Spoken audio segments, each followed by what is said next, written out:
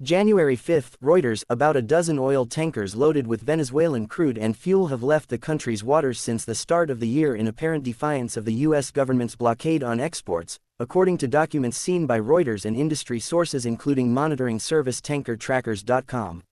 U.S. President Donald Trump imposed a blockade of all sanctioned tankers bound for Venezuela in mid-December, before the dramatic capture of Venezuelan President Nicolas Maduro by U.S. troops in the early hours of Saturday morning.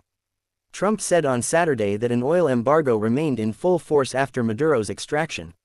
All the departed vessels identified are under sanctions and most are now sailing on the high seas without any known flag or current ship safety documentation in place, shipping data showed. Half of them are supertankers that typically carry Venezuelan crude to China, according to tankertrackers.com and shipping documents from PDVSA. It was not immediately clear whether the U.S. had approved or allowed the shipments. Trump also said on Saturday that Venezuela's largest customers, including China, would keep receiving oil. A U.S. official told Reuters on Monday the vessel, quarantine, was in effect focused on sanctioned tankers, but did not elaborate on the departed ships. The White House, the U.S. State Department, state-run Venezuelan oil company PDVSA and Venezuela's oil ministry did not respond to requests for comment. The vessels are carrying an estimated volume of 12 million barrels of Venezuelan heavy crude and fuel oil, according to deals negotiated with PDVSA and satellite images analyzed by tankertrackers.com. It was unclear where the vessels were heading. When they loaded in December, they were mostly destined for Asia. The ships had been stuck in Venezuelan waters since due to the U.S. blockade. A separate group of 3 smaller empty ships, also under sanctions, left the country after completing domestic trips or discharging imports, including of Russian naphtha.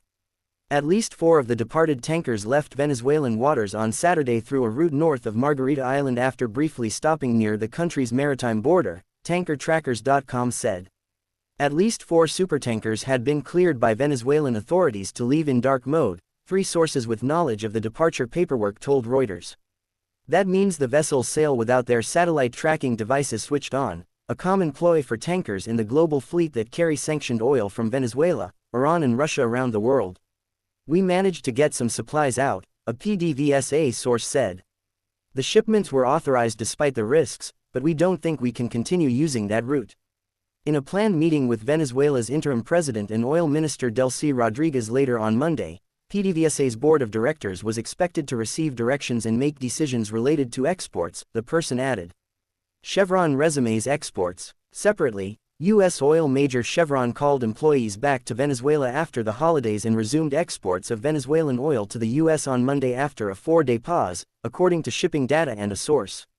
Chevron is the only company authorized by Washington to export Venezuelan crude, exempted from both the embargo and sanctions. A tanker chartered by the company is now carrying some 300,000 barrels of Venezuelan heavy crude to the U.S.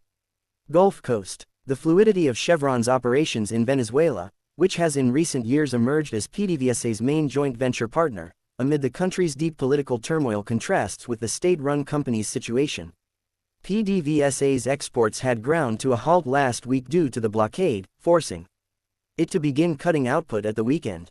The firm had almost nowhere to store the oil after filling onshore storage and loading ships with crude. There were more than 20 million barrels bound for export stuck in ships before these departures, according to tankertrackers.com. Oil exports are Venezuela's main source of revenue. The government, now led by Oil Minister and Vice President Delcy Rodriguez, needs cash from exports to finance state spending and to stabilize the country. Venezuela's National Assembly on Monday reappointed Jorge Rodriguez as its president and his sister Delcy was formally sworn in as interim president after Maduro's detention. Trump told reporters on Sunday that he could order another military strike on Venezuela if authorities do not cooperate with U.S. efforts to open up its oil industry and stop drug trafficking. Reporting by Reuters, editing by Simon Webb, David Goodman and Nia Williams.